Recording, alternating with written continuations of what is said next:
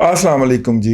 दुनिया भर के अंदर स्यापा फरोश पाए जाते हैं, क़यामत फरोश भी पाए जाते हैं। जो स्यापा फरोश जो होते हैं उन्होंने पता नहीं की होने लगा दुनिया ਦੇ ਵਿੱਚ, और क़यामत फरोश जो होते हैं बस वो कल ही क़यामत आने वाली है और दुनिया तबाह हो जाएगी। लेकिन मेरा चैनल सब्सक्राइब कर लीजिएगा। आजकल ये स्यापा फरोश और क़यामत फरोश जो हैं ये एक इशू बेचते हुए पाए जा रहे हैं। और इशू क्या है कि चाइना की जो रियल स्टेट है उसके अंदर एक बहुत बड़ा होने वाला है, मतलब जिसके नतीजे के अंदर पूरी मतलब बहुत बड़ा एक डाउनफॉल आने वाला है। चाइना के अंदर एक बहुत बड़ी रियल स्टेट इंडस्ट्री एग्जिस्ट करती है, लेकिन उसका ग्लोबल लिंकेजेस कितना है इसके ऊपर आज हम बात कर रहे हैं। और दूसरा ये है कि क्या चाइनीज़ जो हैं वो अमेरिकन मॉडल के ऊपर चल रहे हैं, उनकी इकॉनमी अमेरिकन मॉडल के ऊपर चल रही है, जिसके नतीजे के अंदर हम एक और सब प्राइम इशू देखने जा रहे हैं, सब प्राइम क्राइसिस देखने जा रहे हैं। सब प्राइम क्राइसिस क्या है? 2008 में जब पाकिस्तान में जब जरदारी साहब की हुकूमत आई थी तो इसी तरह की बरकतें अमेरिका पे भी नाज़िल हुई थी। और अमेरिका के अंदर हमने देखा था कि जो सब प्राइम का वो ये था कि वहाँ पे प्रॉपर्टी जो था उसका डाउनफॉल शुरू हो गया, उसकी कीमतें जो थी वो नेगेटिव में चली गई, जिस तरह कभी पेट्रोल की कीमतें नेगेटिव में गई थी। बड़े बड़े घर जो थे वो $100, $1000, $1500 के अंदर, जिनकी कीमतें जो थी वो लाखों डॉलर में थी, वो चंद $100 के अंदर बिक रहे थे। और वजह उसकी ये थी कि बैंकरों की हरामखोरी। बैंकर्स जो थे उन्होंने अपनी तरक्की दिखाने के लिए या अपनी ज़ाती तरक्की के लिए, अपने टारगेट अचीव करने के लिए जो हराम तोपियाँ फरमाई थीं, जब वो एक लेवल पे पहुंची कि उससे कोहे हिमालय से बड़ी हराम तोपी नहीं हो सकती, तो अब वहाँ पे जाके फंस गए ना। कि होता क्या था, आप जो हैं आपकी औकात है, बसात है 5 मरले के घर की, आप बैंकर के पास जाते हैं, वहाँ पे वो लीज़ पे करते हैं। तो बैंक ने आपको कहा कि यार आप कनाल का घर खरीदें। आपने कहा भाईजान मेरी औकात ही नहीं है इतनी। उसने कहा कागजात आपका भाई तैयार करेगा। ओके, कागजात तैयार होंगे, लेकिन भाई उसकी डेट सर्विसिंग भी तो करनी है ना, उसकी किस्त भी तो अदा करनी है ना। तो उन्होंने कहा उसका भी आपका भाई अरेंजमेंट कर देगा। भाई कैसे अरेंजमेंट करेगा? कि आपकी जो किस्त होगी वो भी हम अपनी तरफ से दे देंगे और वो आपके डेट के अंदर जमा होती जाएगी। ठीक है ना। अब हुआ ये कि वहाँ पे हल्का सा झटका आया जॉब मार्केट के अंदर। तो बहुत सारे लोग जो थे वो जो किस्त अदा कर रहे थे घरों की, उन्होंने देखा कि अब तो हम किस्त अदा नहीं कर सकते, तो इससे बेहतर कि हमारा डिफ़ॉल्ट हो और हम बैंक अदालतें चढ़ें और अदालत के खर्चे भी भुगतें। उनमें से बहुत सारे लोगों ने अपने घरों की चाबियां लिफाफे में डाली, बैंक को पोस्ट की और वहाँ से निकल ली। और कईयों ने तो ये भी तकल्लुफ़ नहीं किया और जाके किसी दूसरी रियासत में या हमसाया मुल्क कनाडा के अंदर जाके अपनी एक नई ज़िंदगी शुरू की कि भाईजान ये तो बहुत ही हैंड हो गया हमारे साथ।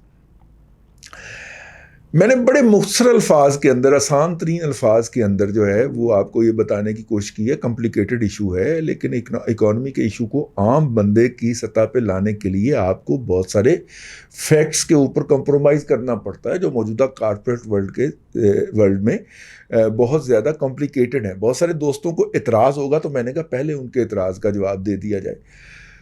ये जब भी देखें, एक बैंक ने शो किया हुआ है कि मैंने जी 1000 घर जो है वो लीज़ पे दिया हुआ है और उस लीज़ की इतनी किस्त आती है, और इस किस्त और वो जो किस्त है उसमें से असल ज़र निकाल के बाकी तो बैंक का प्रॉफिट है ना। बैंक का जो मुनाफा है वो बैंक ने अपनी बैलेंस शीट के अंदर शो किया हुआ है और अपने आप को बहुत बड़ा बैंक बनाया हुआ है कि जनाब देखें जी हम बड़े तुरमखान होते हैं। अब 1000 में से अगर 800 या 600 या 500 घरों के मालकान ये हरकत करते हैं और अगले महीने वो किस्त नहीं आ रही, तो आप तो गड़म करके नीचे आ गए। ठीक है, यानी कि बैंक जो है वो तो गड़म करके नीचे आया। तो जब बहुत सारे लोगों ने वहाँ पे ये हरकत की तो वहाँ पे बहुत सारा क्राइसिस पैदा हो गया। पता चला कि ये बैंकों ने आर्टिफिशियली अपनी बैलेंस शीटें बढ़ाई हुई थी। उन बैलेंस शीटों की बुनियाद के ऊपर फिर वो बहुत सारी ऐसी हरकत कर रहे थे कि जो जिसे कहना जो माकूलियत की हद को तो छोड़ें, नामाकूलियत की हद से भी आगे थी।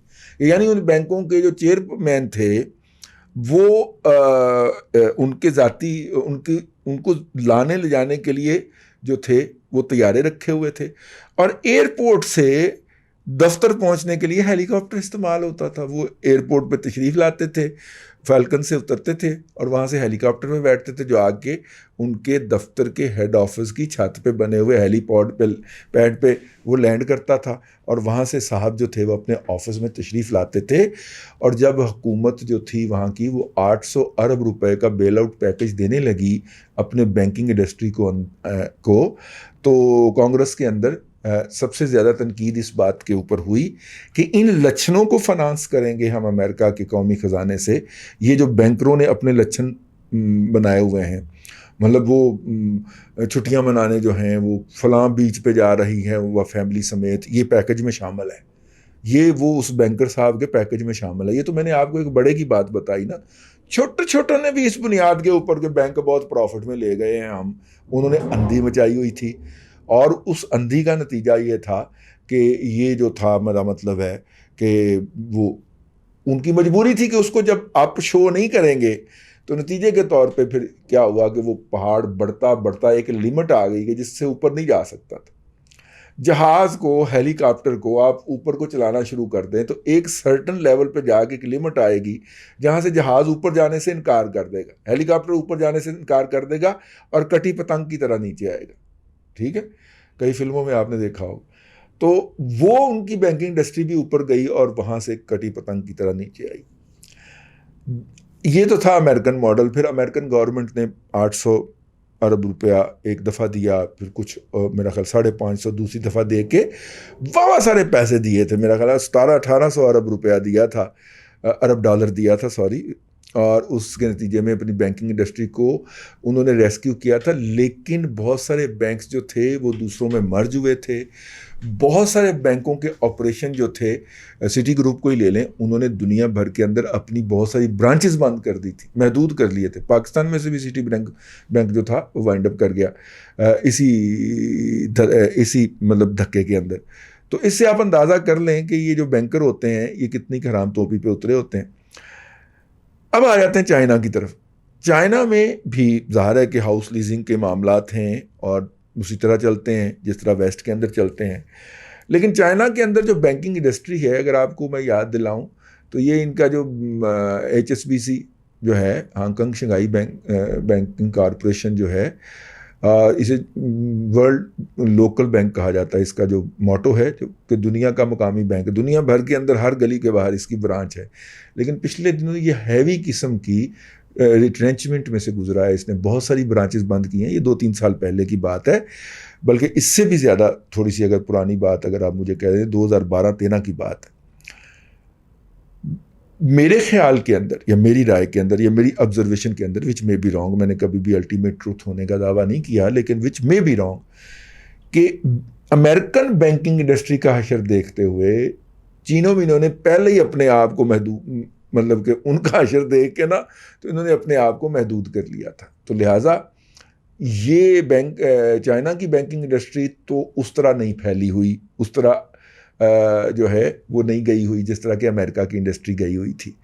اس لیے قیامت فروش اور سیاپا فروش جو ہیں وہ ہمیں معاف فرمائیں اور ہمیں اس بات سے نہ ڈرائیں کہ ہم جو ڈومیسٹک محاذ کے اوپر بادامالیاں ہیں اور جو بنی گالا کے گاؤں کے اندر موجودہ حکومت کے اعلیٰ عہدیدان اور بلو آئیڈ جو ہیں جناب عمران خان, احمد خان نیازی کے, وہ قبضے فرما رہے ہیں, ان سے توجہ ہٹا لیں.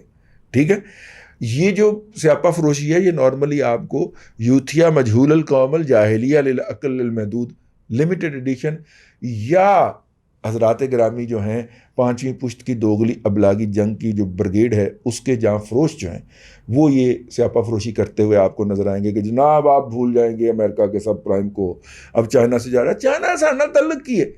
چائنا کے کتنے فائنینشیل انسٹیٹیوشن ہیں جو پاکستان میں آپریٹو ہیں. ابھی ایک برانچ کھلی ہے بینک آف چائنا کی, وہ کراچی کے اندر, اور وہ بھی صرف ہمارے جو اسٹیٹ بینک کے آپریشن ہے یا ان کے اندر کرتی ہے, کوئی LCM وغیرہ کھولنے کا کام کرتی ہے. دوسری برانچ میرے خیال اسلام آباد میں کھلے گی, پھر تیسری لاہور یا سیالکوٹ میں ادھر ادھر کھولی جائے گی.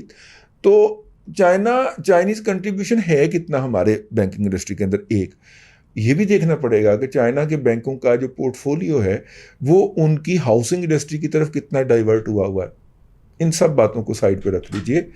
اصل بات یہ ہے کہ کیا چائنیز گورنمنٹ ایسا ہونے دے گی. کیا وہاں پہ فل کیپٹلزم جو ہے وہ ہے؟ نہیں ہے. امریکہ بہادر کی جنگ کیا ہے چائنا کے ساتھ؟ ٹھیک ہے، مطلب WTO کے ساتھ پہلے ان کی جنگ چلتی رہی کہ جناب اپنی پروٹیکشنز ختم کریں اپنی انڈسٹریز کو. نہیں کی انہوں نے کوئی اور طریقہ رائج کر دیا کہ وہ اپنی انڈسٹری کو سپورٹ کریں گے. یہاں پہ ہمارا پاکستان کے اندر ہمارا جو بزنس مین ہے، انڈسٹریلسٹ ہے، وہ بوائلر لگا کے، جو بوائلر ہے اس کو ہیٹ اپ کرنے کے لیے مرنے والا ہوا ہوتا ہے، اس کے پاس بہت سارے ریسورسز جا رہے ہوتے ہیں. اور چائنیز گورنمنٹ کیا کہتی ہے کہ انڈسٹریل اسٹیٹ کے اندر جو بھاپ ہے جو کہ بوائلر نے جنریٹ کرنی ہے وہ ہم مفت دیں گے. ٹھیک ہے، پانی ہم مفت دیں گے، سادہ پانی بھی اور بھاپ بھی دونوں مفت مل رہی ہیں. تو بزنس مین کا خرچہ جو ہے وہ 10%، 15%، 20% تو ویسے ہی سبسڈائز ہو گیا نا، اڑ گیا نا، وہ سرکار نے اپنے ذمہ لے لیا. اب اس انڈسٹری سے آپ کمپیٹ کر کے دکھا دیں مینوفیکچرنگ کاسٹ کے اندر، وہ کرتے ہیں. تو اسی طرح انہوں نے کوئی پائپ لائن جو ہے گیس کی یا سادہ پانی کی مفت میں اپنی انڈسٹری کے لیے بھی رکھی ہوئی ہے. تو ان کی بینکنگ انڈسٹری کے اندر سب پرائم والا جو آفٹر ایفیکٹس تھے وہ نہیں آنے لگے. اور جب نہیں آنے لگے تو وہاں پہ بڑے بڑے گھوسٹ ٹاؤن بنے ہوئے ہیں جو کہ اتنی ملٹی سٹوری بلڈنگ ہے.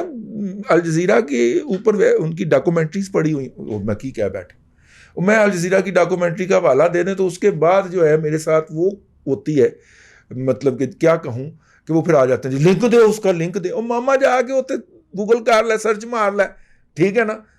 وہ الجزیرہ کے اوپر گھوسٹ ٹاؤن نامی جو ڈاکومنٹری پڑی ہوئی ہے اس کے اندر آپ دیکھ سکتے ہیں کہ ایک بہت بڑا شہر آباد کیا گیا. اس کے بعد چائنیز حکومت کی ترجیحات میں تبدیلی آ گئی اور وہ ہزاروں جو فلیٹس ہیں ان کے اندر گھاس اگی ہوئی ہے، اس کا کوئی والی وارث ہی نہیں ہے، اس کا کوئی مالک ہی نہیں ہے. پاکستان میں بھی ہوتا ہے، حکومت بدل جانے کے بعد پچھلی سکیم جو ہوتی ہے اس کے دروازے کھڑکیاں جو ہے نشئی چوری کر کے لے جاتے ہیں، ایون ٹوٹیاں بھی اتار کے لے جاتے ہیں باتھ روم اور کچن کی، لیکن اس کا کوئی والی وارث نہیں ہوتا. یہ اگر آپ کو یاد ہو تو جنیجو صاحب نے ایک سکیم لانچ کی تھی تو یہی ہوا تھا. گاؤں دیہاتوں کے اندر گھر بنا کے لوگوں کو دینے تھے 3-3، 4-4 مرلے کے، تو وہ گھر بن گئے. جنیجو صاحب کی چھٹی ہو گئی، اس کے بعد کسی نے ان گھروں کو، لوگ آخر میں اینٹیں تک اکھاڑ کے لے گئے ان گھروں کی، لیکن وہ کسی نے الاٹ نہیں کیے.